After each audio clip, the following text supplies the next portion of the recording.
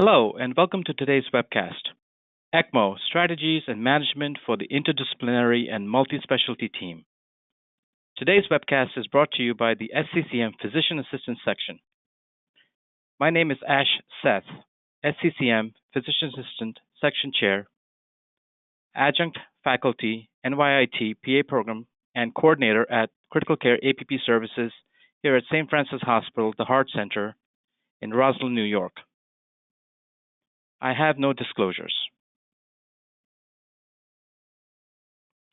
This webcast is being recorded. The recording will be available to view again on the SCCM YouTube channel within 5 business days. There is no CE associated with this educational program. A few housekeeping items before we get started. To submit questions throughout the presentation, type your question into the question box located on your control panel. The Q&A session will be held at the very end, where we will be able to address both speakers. So please be sure to enter your questions in as we go along. You will have also the opportunity to participate in several interactive polls. When you see a poll, simply click the bubble next to your choice. We will focus today on clinical indications for Veno-Arterial and Veno-Venous ECMO, cannulation strategies, risk assessments, and preventing complications. As we know, ECMO placement and utility require the orchestrated management of a multiprofessional team. We will discuss how a cohesive team participation is necessary for successful outcomes. Before we get started, I would like to invite you to participate in 2 quick polling questions. The first question is, what is your profession?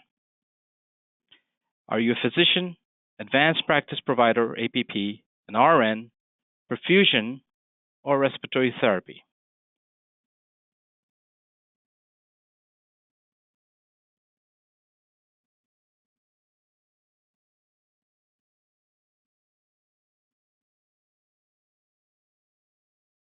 Excellent.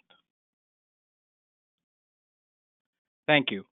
The second polling question is, what is your clinical specialty?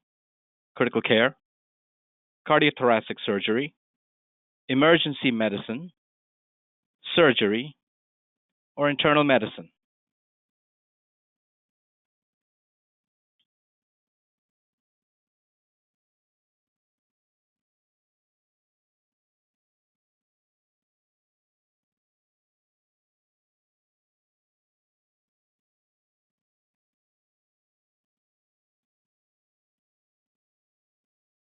Excellent. Thank you very much. And now I'd like to introduce your first speaker of the day, Mr. William Holchek. Mr. Holchek is an SCCM Physician Assistant Section Member at Large, an adjunct faculty at the Touro College PA program, and currently the lead CT-ICU Physician Assistant at Stony Brook University Hospital, Stony Brook, New York. He has also completed his PA Critical Care Fellowship at Winthrop University Hospital in New York. Mr. Holchek has no financial disclosures. I will now turn the presentation over to Mr. Holchek.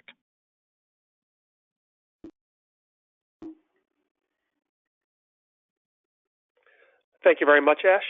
I just want to start off by thanking the Society for giving us the opportunity to present this topic, as well as thank everyone in the audience for taking time out of their busy schedule to listen in. As Ash mentioned, I have no financial disclosures. So I want to just go ahead and start off by mentioning the fact that I do work at an institution that does do ECMO. However, it is important to mention that we only do adult ECMO. So my topic will mainly be focusing on the adult use of ECMO. Our learning objectives are going to be to talk about the importance of teamwork. I also want to talk about who makes up the ECMO team and briefly talk about some of the roles and responsibilities of these individuals. So we've all heard someone use the phrase healthcare is a team sport, but that wasn't always the case. Looking back, we see that healthcare delivery had continuously evolved, but one factor that has stood the test of time has been the physician-centric approach. That wasn't until about the 1920s when a report to the United Kingdom Minister of Health proposed the idea of having general practitioners, visiting consultants, and specialists engage with their collaborating visiting dentist surgeons and their ancillary staff in primary health centers. This was the first documentation of any recommendations to use a healthcare team approach. Then in 1977, we saw our first true implication of an interprofessional healthcare team with the development of Engel's biopsychosocial model of health, where he incorporated social, psychological, and behavioral dimensions of illness to address all the inadequacies of the traditional biomedical model of care. In 1999, the Institute of Medicine released the landmark paper To Err is Human, which transformed the way we looked at healthcare delivery. This paper pointed out a number of safety issues that patients were suffering in healthcare, and as a result of this paradigm shift, the multidisciplinary approach became the standard of care. In 2006, the Department of Defense, along with the Agency for Healthcare Research, released Team Steps, which is a training model that developed to improve institutional collaboration and communication amongst team members in order to improve patient safety. When it comes to ECMO, there are not a lot of studies as far as the utilization of a multidisciplinary approach. However, I was able to find this one publication. They essentially took a mannequin and they manipulated the mannequin so that you can actually do some open chest ECMO training, and they used a multidisciplinary team. After the study was done, they basically surveyed the participants, which included one cardiac surgeon, 2 intensivists, 1 cardiologist, 1 perfusionist, and 3 nurses. The participants basically showed that 5 out of 8 of them felt the mannequin was realistic. 6 out of 8 of them felt that it was highly effective in impacting their communication skills and increasing their confidence in attending a real future event. And all 8 of the participants reported that it was a highly effective impact on their practice and teamwork. The authors also went on to mention the fact that more research is needed in the field, but it's likely that most ECMO centers would benefit from a multidisciplinary training model. So who makes up the ECMO team? First and foremost, we need to mention the perfusionist. With their extensive knowledge of cardiopulmonary bypass, the perfusionist expertise is essential to any successful ECMO program.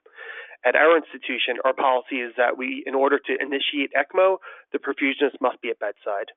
We do not always have perfusionists in-house, but our perfusionists are always on call 24/7, and when on call, they're always available within 30 minutes or less. They're responsible for managing in every aspect of the pump and circuit, and to eliminate any delay, the perfusionists also keep an ECMO set up primed and ready to go in the event of an emergency.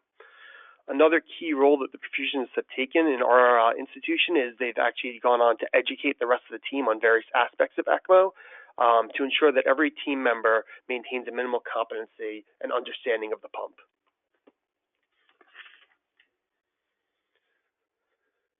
From my experiences, nurses make up the foundation of just about any good program, and that holds true when it comes to an ECMO program.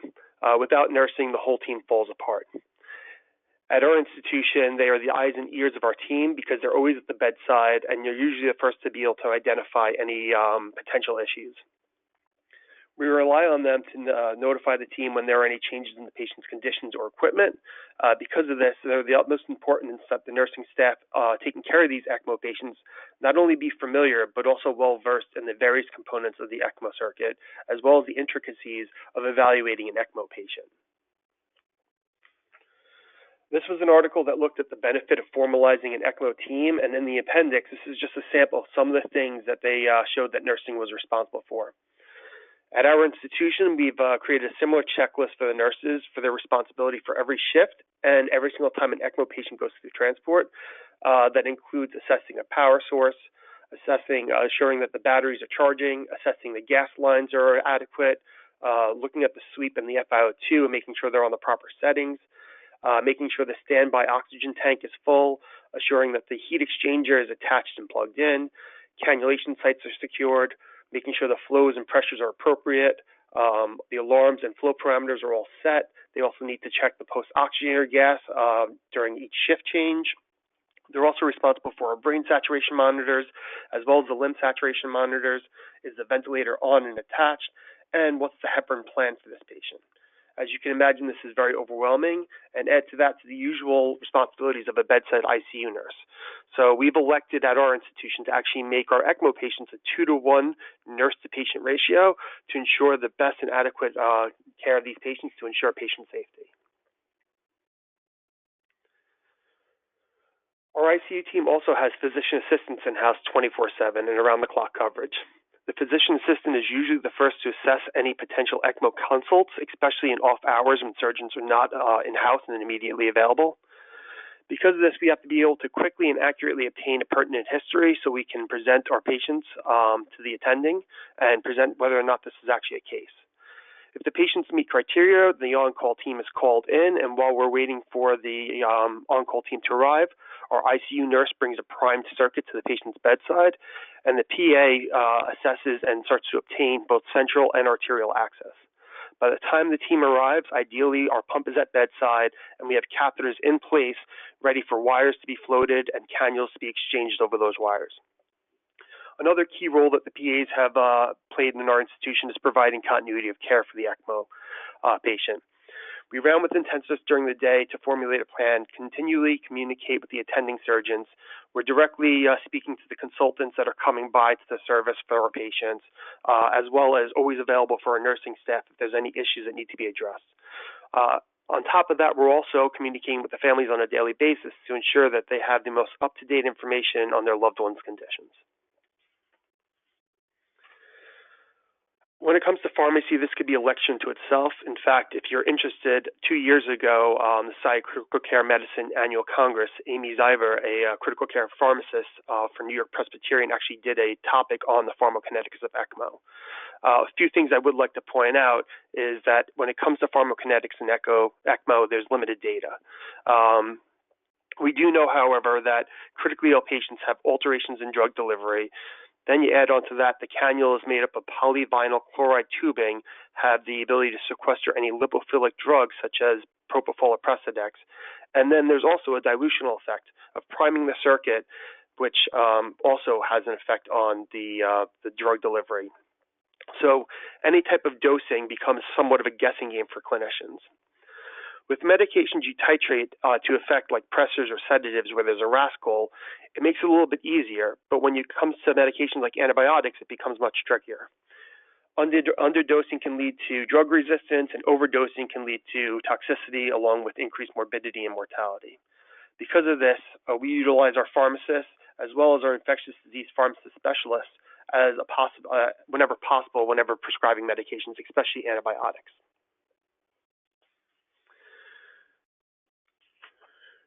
For our colleagues in the radiology department, there are a number of considerations they need to make as well when dealing with our ECMO patients. From the everyday X-ray technician who's coming to the bedside, they need to make our nurses aware whenever placing an X-ray plate, watching out to make sure they don't disrupt any of the tubing. But there's also some other things that we found that were quite interesting. We had a case where a patient that was placed on VA ECMO with FEM-FEM access went for a CTA to rule out a PE. And instead of finding a PE, we actually found the patient to have an aortic dissection on the CAT scan. The patient was rushed to the OR. TE was done, but during the TE, they didn't find any dissection. It ended up being an issue of recirculation where the contrast was actually being injected through a central line, was being drawn up through a venous cannula, and never actually reaching the heart. The mixing of the non-contrast containing blood from the left ventricle and the contrast containing blood being ejected from the ECMO led to the appearance of dissection on CAT scan. Since then, we've actually created a protocol with the radiology department where we turn ECMOs down whenever possible, whenever getting any type of imaging studies. Another interesting case that I had come across from a former colleague of ours, Dr. Greco, she actually had a case of Definity, which is a microbubble agent that's given during TE to help visualize the ventricle. When they gave it to a patient on ECMO, the bubble alarm actually alarmed and actually resulted in a zero flow mode. This resulted in some hemodynamic instability. While we have given DEFINITY to our patients on ECMO and we have not had any results, inadequate results, we do keep in mind that's a possibility. So it's just something else to keep in mind whenever you're at the bedside. In the last decade, there's also been a shift in paradigm in care of ICU patients where we used to believe in deeply sedating our patients to rest them and allow them to recover. We now realize that awake and ambulatory patients have significantly better outcomes. So with this push for early mobilization, it's essential to incorporate PT and OT into the ECMO patient's care. One of the common indications for ECMO nowadays has been using ECMO as a bridge to lung transplant, and most lung transplant centers will want their patients ambulating before they can actually do a transplant. For respiratory therapists, we actually utilize lung protective strategies during ECMO, so the respiratory therapists are ensuring that our pressures on the vents are minimal, while also helping to optimize the vent settings to avoid any barotrauma and avoid the patients from developing any atelectasis. They also run all our ABGs, so they know to only draw blood from the right side of our patients when the patient's on VA ECMO. Our ECMO patients also require the use of pulmonary artery dilators such as nitric oxide or iloprost quite often, and it's going to be our respiratory therapists that are really managing those medications. And finally, during the weaning process of the ECMO, the respiratory therapists are optimizing these vent settings to assess the patients are able to be liberated from the ECMO circuit. The list of potential team members goes well beyond this and well beyond our time limit. So this was just a quick little introduction. And for all those that I didn't incorporate, I apologize, such as our social workers and care managers who are basically taking care of the disposition of the patients, the administrators who are making sure we have all the right resources that we need to make this program work, our nurse practitioners that work upstairs that are taking care of these patients and making sure that their disposition is safe, as well as clergy and everyone else involved in their care. But I do believe the blood bank does warrant a lot of credit as well and a special mention. And that's because I actually found this one article that actually looked at the results of utilizing a restrictive blood protocol for ECMO patients. The conclusion of the study was that implementing standardized transfusion protocols reduced blood product utilization, decreased complications, and improved survival. But it's worth noting that even with the restrictive protocol group, the ECMO patients received on average 15 units of blood, 4 units of FFP, 2 units of platelets, and 1 unit of cryo. So it's something that the blood bank is underutilized for. They really are always helping us out with that. And last but not least are cardiac surgeons, or for that matter, whoever's doing cannulation at your facility. A few years ago, I was at an ECMO talk at SCCM's annual Congress, and they actually took a survey to look at which specialties are cannulating at your different institutions. A vast majority of institutions still had cardiac surgeons doing the primary cannulation, but I do want to acknowledge that some of the higher volume institutions did have emergency room physicians, intensivists, as well as pulmonologists cannulating. So whoever it may be at your institution that's doing the cannulation that's making it possible, this really wouldn't be possible without them. I don't want to go into too much detail because our next presenter, Dr. Carter, actually is a cardiac surgeon, and he's going to do far more justice than I could by talking about the different cannulation strategies.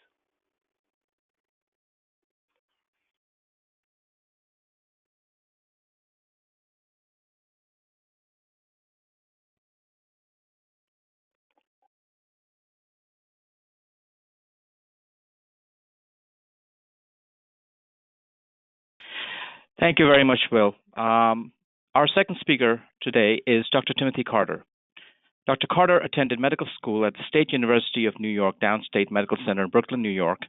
He then completed his residencies at both Thomas Jefferson University Hospital in Philadelphia, PA, and at SUNY Downstate Medical Center in Brooklyn, New York. His fellowship of cardiothoracic surgery was completed at the University of Pennsylvania Health System in Philadelphia, PA. Dr. Carter is a cardiothoracic surgeon at Good Samaritan Hospital, West Islip, New York, and at St. Francis Hospital, the Heart Center in Roslyn, New York. Dr. Carter has no disclosures. And now I'll turn things over to Dr. Carter. Well, thanks very much, everyone. I'm really excited to be able to participate in this today. ECMO has really transfixed me since very early in my residency, and probably in part played a role in my ultimate goal to do cardiac surgery. And I think this is great and would definitely reinforce what Will had said about the importance of the interdisciplinary team, and in particular in communication of that team, because any ECMO program, anyone doing ECMO regularly is going to encounter a number of different unusual situations and problems, and it's through the unity of a team that you're able to come together and come up with creative solutions to help get those patients through these problems.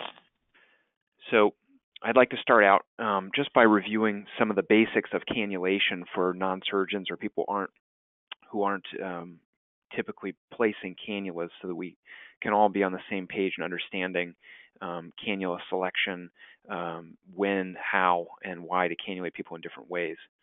I then would spend some time going through choosing a platform, whether that be Veno-Venous, Veno-Arterial, which I'll refer to as VA ECMO, or venous and arterial venous combined, VAV ECMO.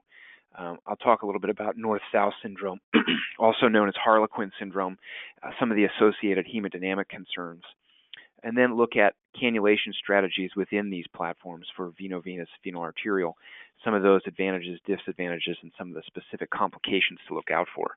I think it's important to consider that the problems and issues that we will all run into, regardless of your specialty, some of those will be particular to the type of cannulation that was chosen, and there are sort of reasons behind both of those. So first, basic tools of cannulation. This is all about vascular access.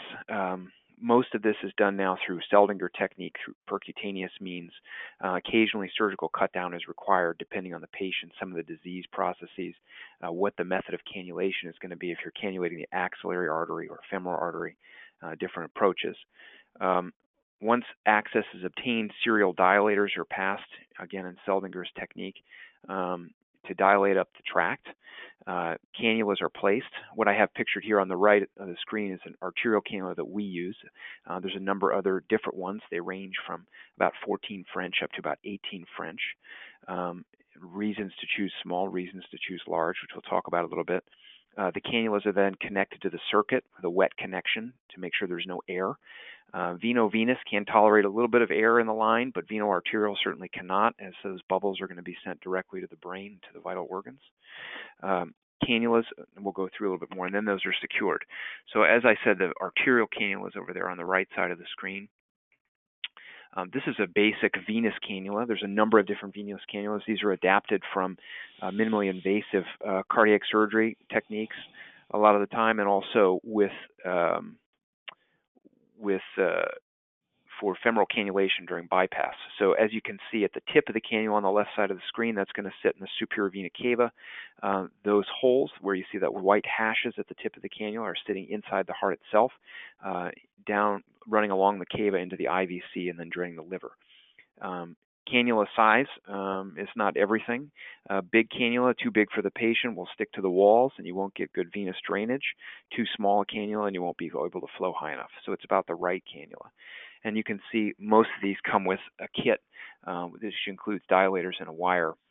My preference, and I think probably a lot of people would agree with that, is to have available a stiffer wire, like an Amplatz wire, available for cannulation, as sometimes bringing these long venous cannulas, particularly if patients are on the heavier side, can be difficult, and a stiffer wire just makes it a little bit more trackable to navigate it safely in an emergency.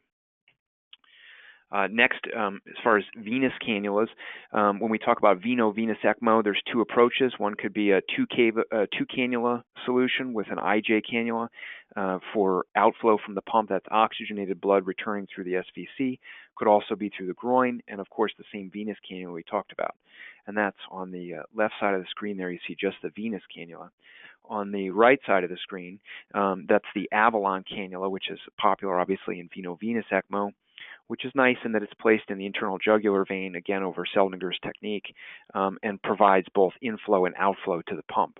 And you can see outflow, oxygenated blood heading towards the tricuspid valve there with the red arrow on the right side of the screen.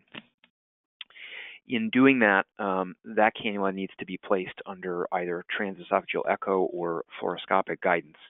and it does afford the patient significantly more mobility.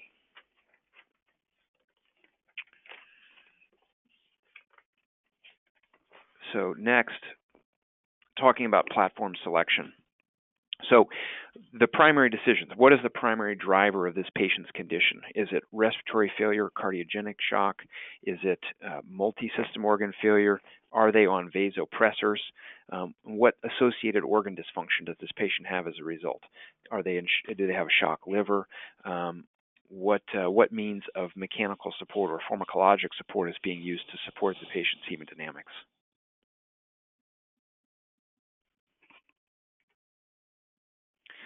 So looking at the patient, the selection of the platform, we're looking at patients most typically with PEs, with pneumonia, with cardiogenic edema, or the start of cor pulmonale from left-sided heart failure. Hemodynamics, as I mentioned, sepsis, heart failure, hypovolemia, acidosis, and is the patient arresting in front of you? I would recommend that whenever looking at a patient potentially as a veno-venous candidate, it's very important to have arterial access as well. I make a point of anyone I put on veno-venous ECMO, I make sure that I have a femoral A-line as well. As you put that patient on, you may find they could encounter hemodynamic collapse and may require conversion to VA ECMO rapidly. And it's much easier to find or gain arterial access during an arrest if you have it before the arrest. Talking first now about veno-venous ECMO. As I mentioned, the two-cannula approach and the Avalon approach both have specific strengths and weaknesses. The Avalon cannula certainly allows the patient greater mobility. It does have a certain component of recirculation, whereby arterial blood is drawn directly back into the pump, and it can be more complicated to place and requires some form of image guidance. If you have a patient who's acidotic and hemodynamically unstable predominantly or marginally from their hypoxia, a two-cannula approach is quick, can be done at the bedside, and then can later be converted to an Avalon if need be for longer-term support and to encourage patient mobility. The important thing here is that in either, you're going to have some degree of recirculation, but typically in order to oxygenate a patient adequately and clear their CO2, you're going to need around 2.5 liters of their cardiac output. Now, that's a raw number in a patient who has a cardiac output of 7, who's got a degree of sepsis. It may be more difficult to capture enough of that cardiac output to ensure that they have adequate oxygenation. So some of the pitfalls in veno-venous ECMO can be persistent hypoxia, hypotension, difficulties in flow, and shunt. And I would mention in particular, for example, difficulties with flow in a two-cannula strategy. Often that cannula is sitting in the IVC through the abdomen. And so as you wake a patient up, valsalvas can encounter or force the venous cannula to suck against the wall and render it difficult to have further flow. And as I mentioned also, you can have a shunt directly through the pump whereby oxygenated blood's being picked up, and you can have persistent hypoxia. And so it's necessary to do things like potentially add a venous cannula or beta block the patient to try to capture a greater degree of that cardiac output. And in particular, if you're talking about a patient with pulmonary embolism, when you drain out their preload by putting them on ECMO, you may encounter significant hypotension as a result of that, given the hemodynamic consequences of the PE. So next, talking in general about veno-arterial ECMO, general cannulation strategies would be bilateral femoral vein, femoral artery, can be done on the same side or different sides depending on the patient and the scenario. A VA ECMO through the axillary artery, which we'll talk a little bit more about benefits and concerns there, whereby you have a traditional venous cannula going up to the axillary artery or the subclavian artery for the outflow from the pump. And I say outflow meaning coming out of the pump. So it's the arterial aspect of the cannula, of the pump system. And finally, central ECMO, which I'll talk a little bit more about why we do that when we do it. Most of that's post-open heart patients or heart failure patients. So the benefits of veno-arterial are that it is, in particular, femoral cannulation, quick. If you have an arresting patient, you want to get them on ECMO, supported, protect the brain, protect the liver and kidneys, and try to make sure that patient has a good outcome. It affords great deal of right ventricular recovery, whereby the right ventricle is emptied out, the wall stress is taken off, and it has good coronary blood flow because you've maintained the blood pressure with minimal inotropes or vasopressors. And it allows you to decongest the liver and the kidneys, which will keep that patient viable for whatever the next phase of their care is going to be. Looking at some of the drawbacks, Veno-Arterial ECMO through the groin obviously has issues with mobility. There are cases of people, of course, walking on femoral cannulation, but it's not the norm. It runs the risk of north-south syndrome, whereby the heart is ejecting deoxygenated blood, and it's meeting, that's coming from out of the heart in the correct fashion, anatomical fashion, and meeting the ECMO flow retrograde up the aorta at some point, and which organs receive oxygenated or deoxygenated blood depends on where that mixing happens, and it's not always clear. We'll talk a little bit more about that in a second. The problem with Veno-Arterial also ECMO is that it's a poor platform for LV recovery, left ventricular recovery, if you're dealing with a patient in cardiogenic shock or potentially who has a low cardiac output state at baseline. And it has issues with peripheral limb ischemia. With distal perfusion cannulas, a lot of that can be mitigated, but there's still a high rate of long-term vascular complications or short-term vascular complications that have been shown to have a very significant impact on the patient's ultimate outcome. And finally, issues with bleeding. As Will mentioned, the blood bank is always going to be heavily involved with any ECMO patients. So how do you choose which cannulation strategy is right for that patient on VA ECMO in particular? Again, I would say that it's about the primary driver of the patient's condition and what end organ support you're going to need. Looking at a cardiac arrest patient, getting that patient on ECMO the fastest way possible is typically the answer. So, a patient in the emergency room, someone without access with a closed chest, you're going to be trying to cannulate the groins and get on ECMO. Whether that's the definitive platform for them is not clear. You can always revise and change platforms going forward, but you want to get on and get the brain support, perfused. In a post-open heart patient, typically that's going to be through the chest.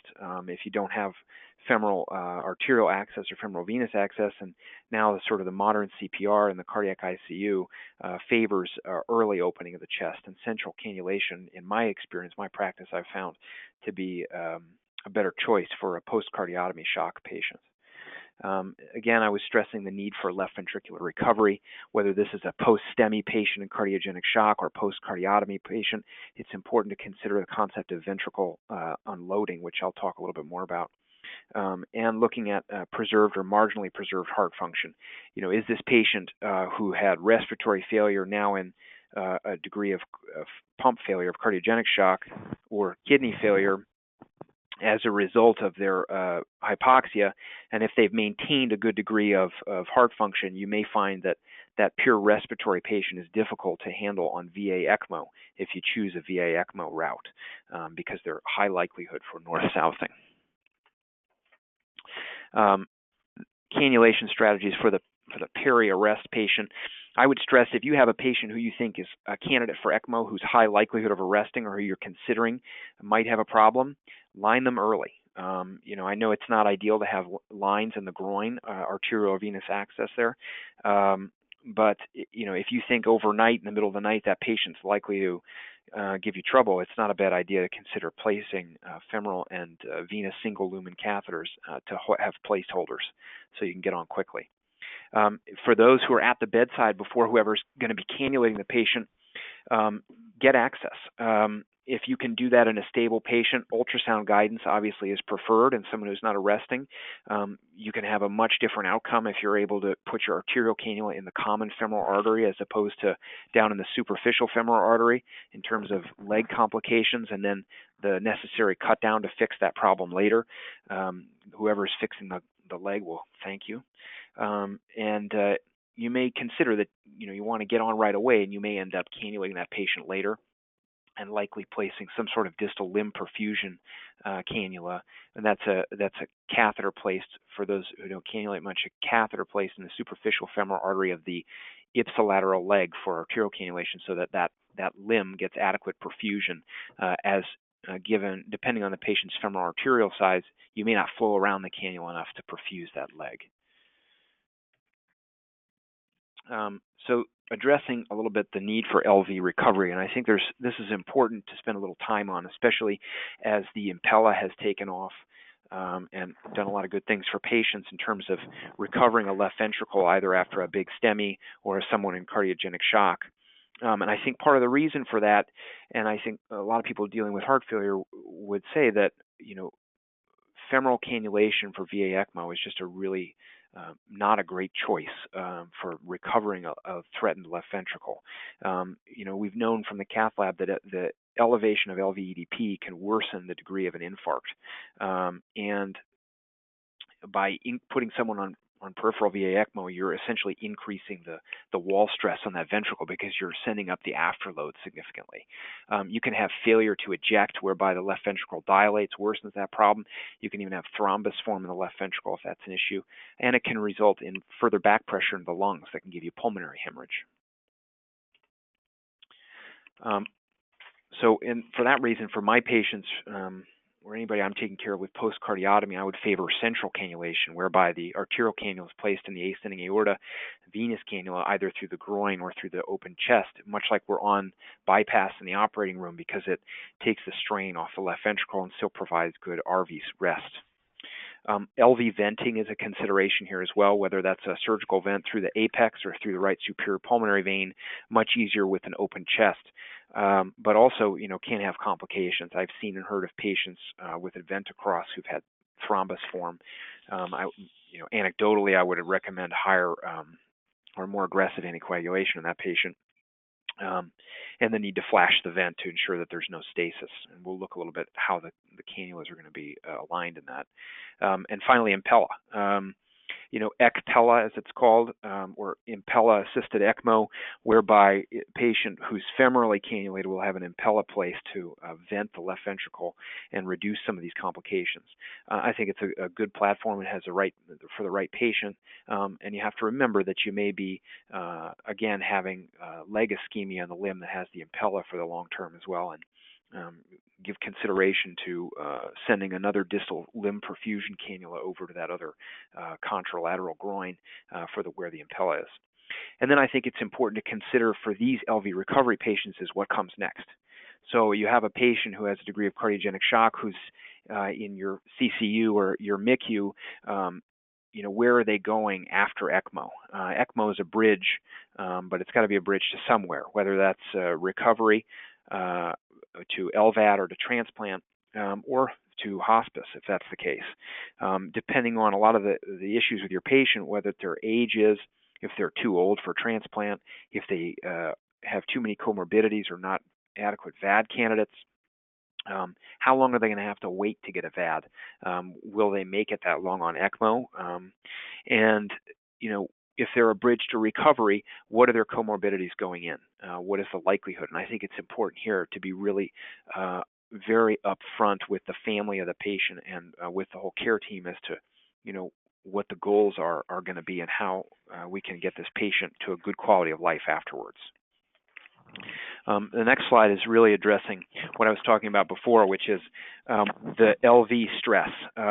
So these patients, if you look from left to right, based on the liters of flow on ECMO, as you go up to full flow ECMO, you significantly increase the volume and pressure in the left ventricle. And so that, I think this graph really says it all with how you're choosing to cannulate someone and what their next step or what their strategy needs to be based on what the goals for the left ventricle are. And here's a picture of that, of that left ventricle that's vented by the Impella here. And going on here, this is looking at vents. So when we talk about a vent, surgical vent, in the middle of the screen you can see an apical vent. That's also the illustration there. Is an LV vent placed through the apex. It is brought into the venous cannula. So venous blood is drained out of the right side of the system, out of the cava, and also out of the LV, and then returns and is sent back to the arterial limb, whether that be central or peripheral. And it will certainly reduce your chances for north-south by draining out and not allowing the heart to eject significantly and decompressing the LV at that same time. So based on that need for recovery, I think a little bit the question to ask is, looking at high flow peripheral ECMO and seeing the wall stress of that placed on the heart muscle itself, how much flow is enough? And the team at Columbia has done a lot of work in looking at this and actually have seen improved outcomes with smaller arterial cannulas and lower flows. So if you ask me how much is enough flow on ECMO, the answer is enough to perfuse and protect your organs. Trying to just flow to the maximum may not be the answer for your patient and may in some ways bring about some of the other complications, which we'll talk about with VAV ECMO. Looking at the next slide, this is looking at another platform for veno-arterial ECMO with axillary artery cannulation, and this can be done with an Avalon cannula and the IJ as well. It allows you both VAV, which we'll talk about, and also a degree of mobility in someone on straight VA ECMO through the axillary artery that limits the damage caused to the LV by the retrograde flow and the afterload increase, because that flow is now antegrade flow, as you can see by the arrow on the right side of the screen.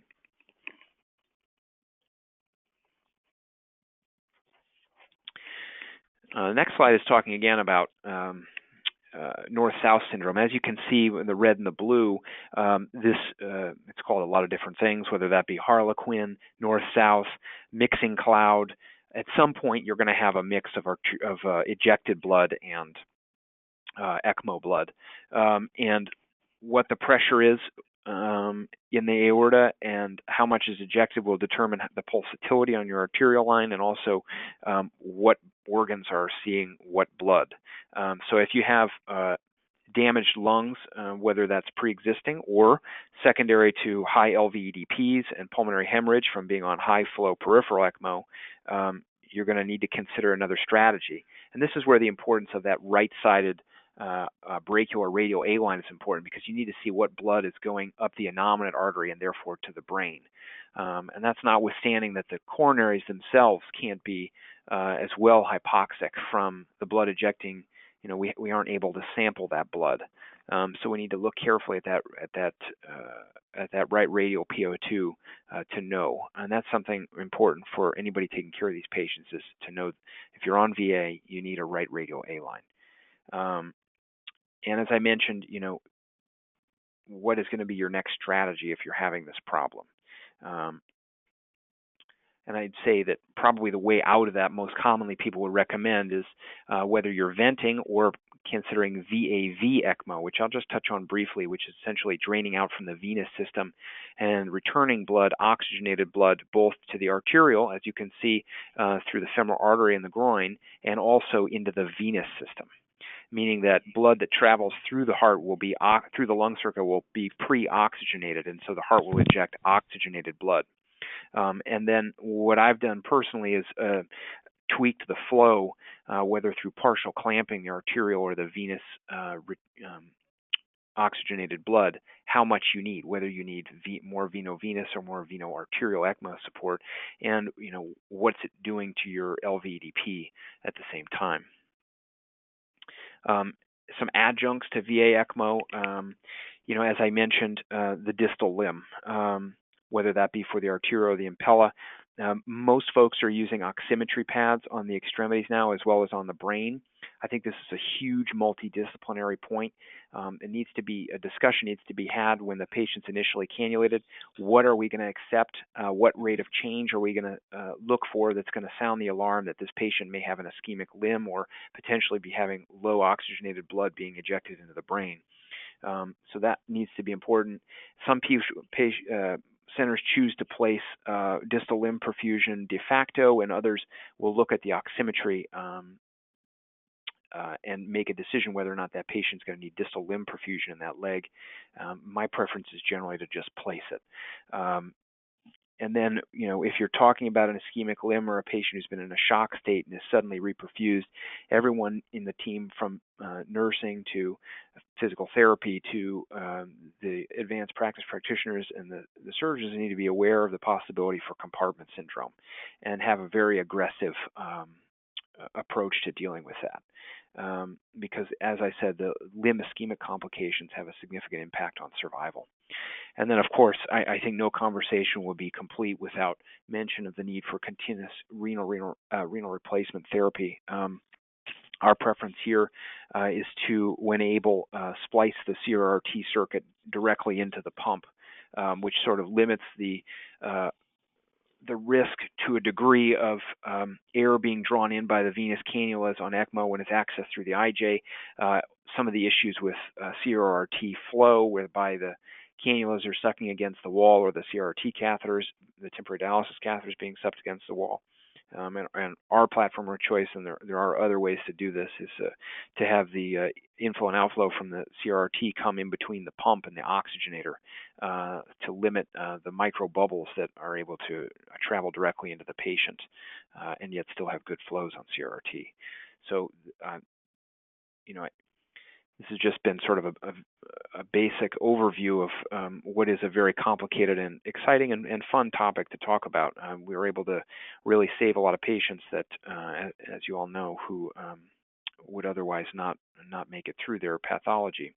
And I've hoped to be able to provide sort of a window on the thought process of how we cannulate, why we cannulate in different ways, and some of the specific complications associated with those strategies. I think the concept of LV unloading and LV recovery is an important one. North-south syndrome, what the next step is going to be for that patient. What is going to be after that for ECMO? What is it a bridge to? And then finally, a review of some of the basic tools and some of the adjuncts associated with an ECMO program. So at that, I'll say thank you very much and turn it on over. Thank you very, very much, Dr. Carter. That was an excellent overview on, of course, a very complicated topic. We'll move on now to hand things back over to Mr. Holchek, who will now give part 2 of his presentation. Will, take it away. Thank you again, Ash. So for this last part, I just want to go over some basic concepts of institutional buy-in, some of the complications and special considerations and need for the specialist at an ECMO center, and finally just discuss real quick a case that we had that really overviews the value of an ECMO center.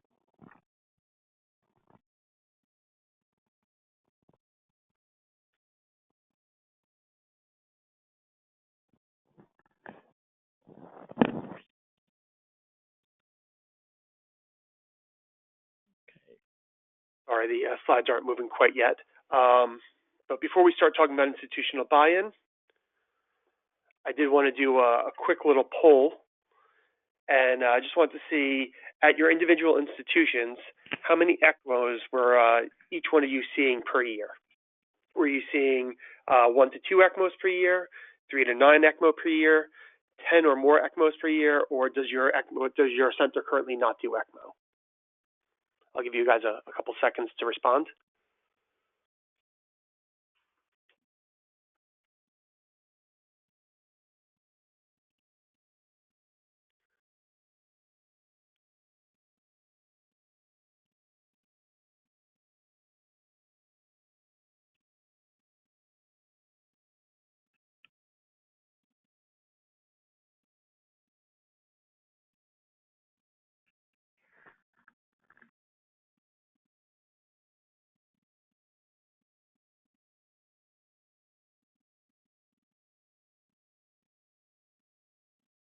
All right, just want to get an idea. Moving on. So, does size matter? So, like many other specialties in healthcare, it's been noted that the volume of an institution with the number of cases you're doing has a direct effect on the outcome, with the increased number of cases directly impacting the outcome of the patients. For ECMO, it's no different. And the ECMO Life Support Organization actually came to the conclusion that institutions should be doing a minimum of 20 cases per year, or at least 12 cases of respiratory per year. This was another study that was found that basically showed the same thing, that with improved numbers, outcomes improved as well. And this was actually a slide that was presented by Linda Morgan at a conference I was recently at, and it basically looked at 360 different ECMO centers, and they looked at the number of cases each institution was doing. Of the 360 ECMO programs, only 67 of the institutions were doing more than 10 cases a year. 92 of those centers were performing between 3 to 9 cases a year, and the majority of the centers, 201 of them, were only performing 1 to 2 cases a year. So that was a little surprising to me, especially when you see what the recommendations are from ELSO. So how do we improve those numbers?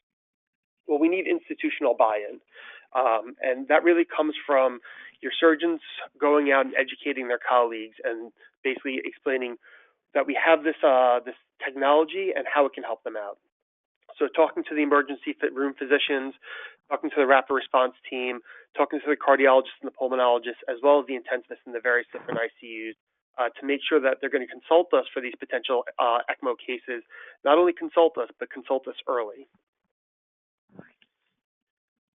So what are our indications? So we kind of briefly went over it during Dr. Carter's talk, but essentially, if this was 10 years ago, it might be worth saying, are we even going to do anything for this patient? Just because we can, should we? But ever since H1N1 came about, there has been some clear survival benefits in select patients. So the ECMO Life Support Organization recommends that any patient in cardiogenic shock with inadequate tissue perfusion, despite adequate resuscitation with fluids, inotropes, pressors, and alternative circulatory support, be placed on ECMO. This could be a patient with an acute MI, patients with myocarditis, your pericardium cardiomyopathy patients, any patients with any type of decompensated CHF, and of course the post-cardiotomy shock patients.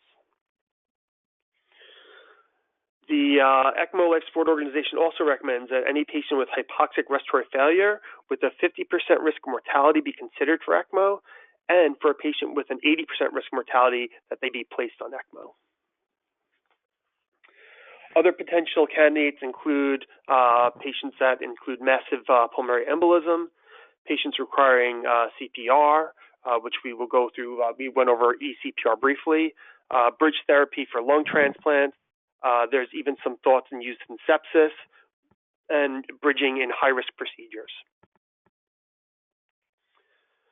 With eCPR, there's a lot of literature out there. This is one of the studies I found that actually showed that there's some benefit, even though it is still somewhat controversial. But it looked like the real benefit is if you can have an algorithm at your institution to really formulate which patient should be getting it. Time down is a huge factor in the survival benefit of eCPR. And with the use of ECMO in shock, it's still very controversial. More evidence is definitely needed before this technique can be universally recommended. However, in select cases with inadequate perfusion, it is a possibility that they could have benefit from ECMO if no other survival benefits are available. So once you have the patient on ECMO, what do you need to watch out for?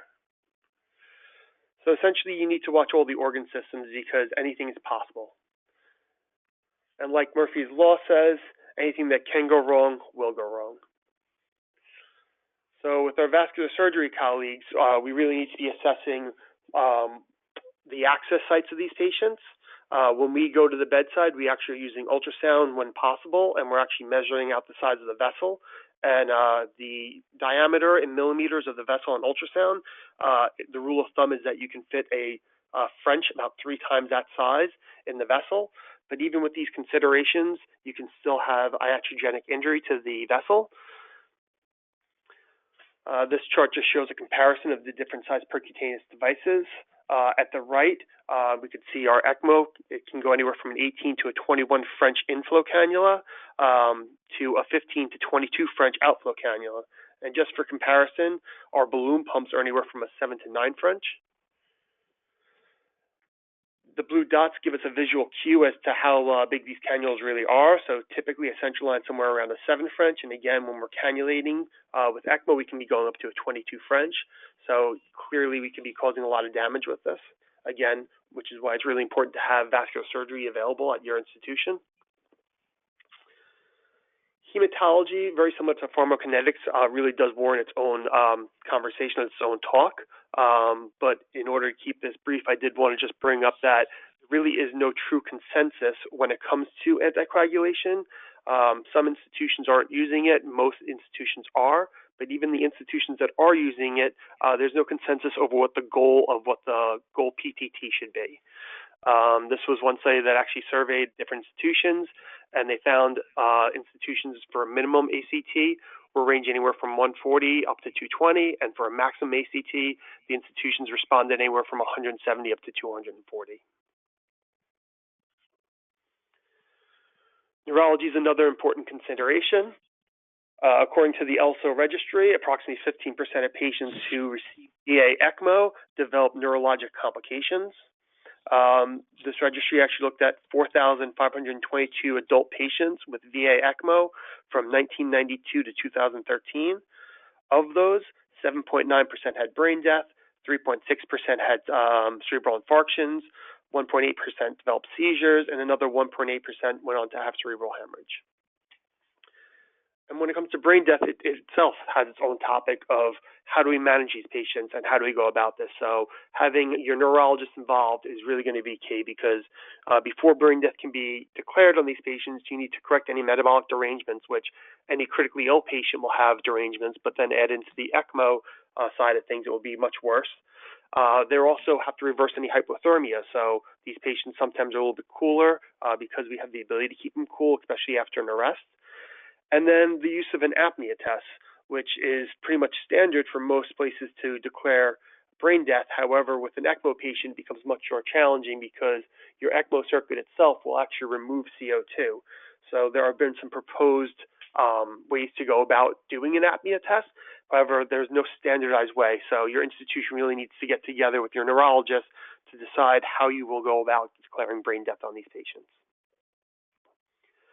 Nephrology, we already talked about the need for CRRT and how you can go about it. One of the other things I just would like to point out is that we also will go on with CVHD for other reasons, not just for renal failure. Many of our patients will be having RV failure. So just for volume removal, after we've maxed out our utilization of diuretics and the kidneys just won't give us any more fluid removal, our nephrologist will actually help us out and actually start CVHD and actually help us remove fluid so that we can remove the ECMO circuit sooner for these right-sided failure patients. And palliative care. So this is going to be a huge portion of any ECMO program. We really try to get them involved as soon as we can. We usually talk to the family members to make sure that they're okay with palliative getting involved, but explaining that palliative is not just about withdrawal, but also in general just about the care of the patient. So this was an article that actually kind of goes through the different ethical decisions, and I kind of recommend anyone read it that does ECMO, just because I think it points out a lot of issues that we commonly deal with. And in the last few minutes, I just wanted to talk about the value of an ECMO center. So this was something that me and my colleagues recently presented at the Cardiothoracic Research Education Forum. This was basically a long weekend for us about a year ago. It was a holiday weekend where we had 4 ECMOs in 4 days. We had a patient that had a cath who crashed on the table, a patient with bleeding trach and they lost an airway, a patient with a severe massive PE, and then an LVAD patient who went into RV failure who required an RVAD with an oxygenator. After 4 days, 4 ECMOs, we were actually able to save 6 lives. 3 of the patients survived, and the patient with the PE unfortunately had brain death, but we were able to go ahead and donate his organs to save 2 other lives. And that really just shows the value of ECMO, as well as the teamwork that's needed. We're an institution that has about 16 beds in our CTICU, so 2 nurses per patient. That's 8 of our nurses being taken up by ECMO patients, so it really is a lot for the institution to do, but when you get 6 saves, it really can change how your staff looks at healthcare and kind of, reinvigorate you to come to work every day.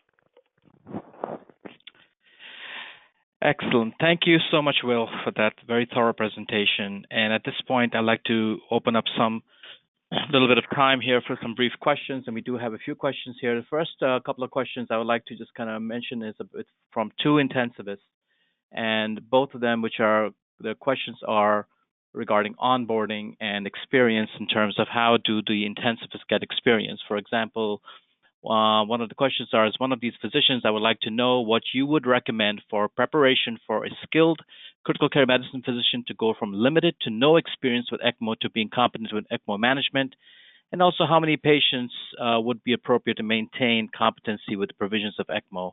So Dr. Carter, I'll start off with this question to you first.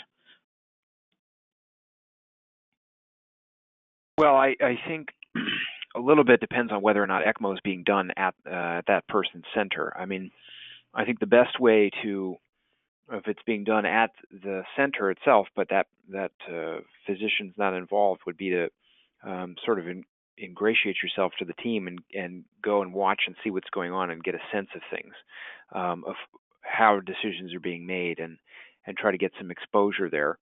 If the question is more with respect to access, I think, anytime, we're obtaining access for ECMO, it's no different than placing lines, ultimately, central lines.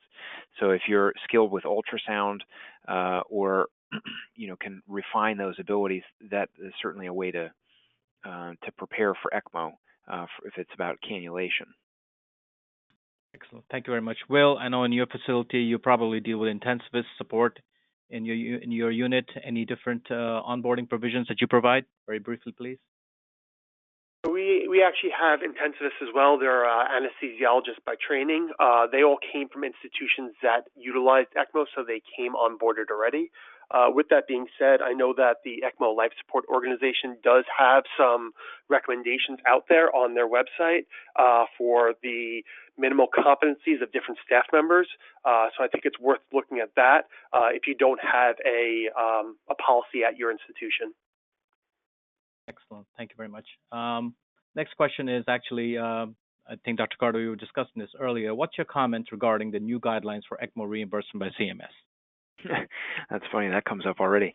I think it's always distressing to see reimbursements cut for a procedure that is still relatively in its infancy in terms of how we look at it and what it means to support a patient on ECMO. But at the same time, I do think when it comes to LV recovery, I think that the reimbursement guidelines would support people doing more to recover the LV.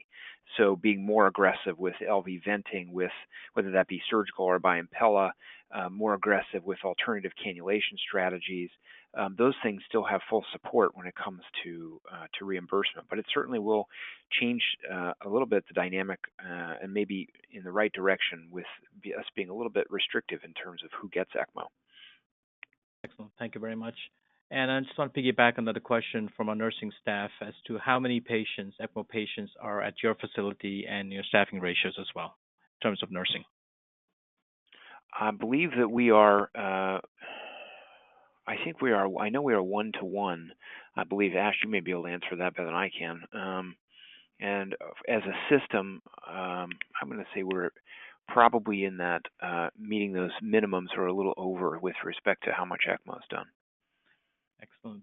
Will, how about in your institution? How are you handling our staffing ratios, and how many ECMO patients are at your facility?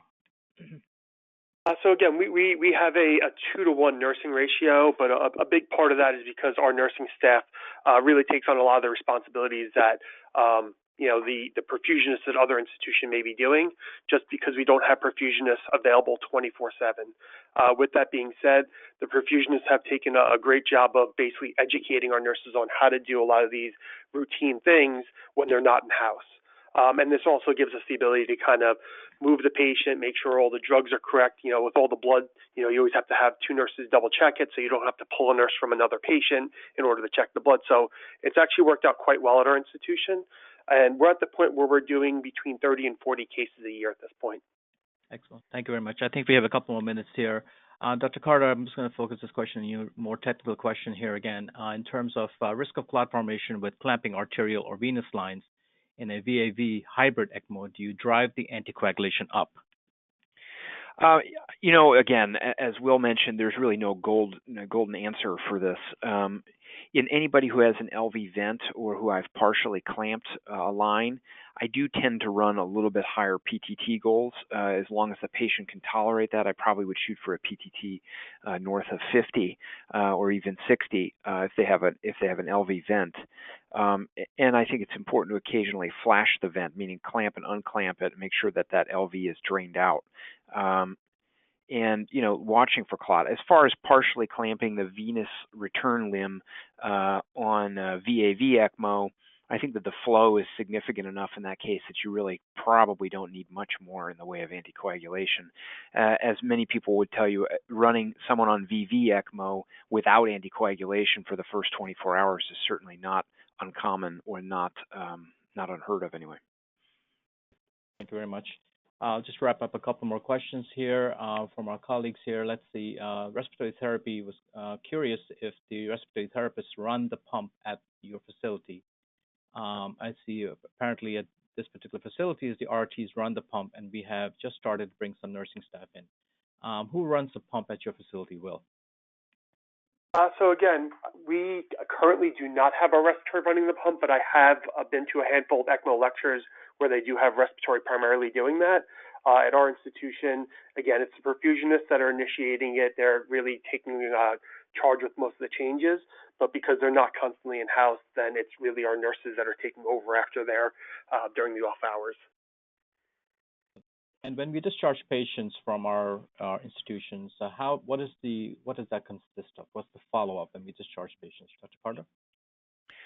For me, anybody who's that sick, if they're discharged, I bring them into my office every 2 weeks, probably for the first couple months. What I tell families is that, you're estimating what their risk of survival or morbidity is when you're putting someone on ECMO. But I tell the patients and their families that those risks probably extend into the first 6 months, if not the first year. These patients are sitting ducks for any number of problems until they're up and walking around again and back at home. And so, you have to watch them really meticulously once they're discharged from the hospital. Make sure a win stays a win. Right. And for our last question, what is your experience with inter-hospital ECMO transports? Will, we'll start off with you first. So we actually had some recent experience with that, although it's not something that we're doing standard, but our surgeons had reached out to some of the local hospitals to let them know that, if there are potential good cases, especially young patients. So we have had some success, but we're very selective because, again, this is not something that we offer routinely, and maybe in the future that's something that will be, but at this point we're not quite there yet, but that could be the future. Great. Excellent. Thank you very much. I would like this point to conclude our question and answer session and thank both of our presenters. So again, thank you to our presenters and the audience for attending. As a reminder, there is no CE associated with this educational program. The recording will be available to view again on the SCCM YouTube channel within 5 business days. And that concludes our presentation for today. Thank you.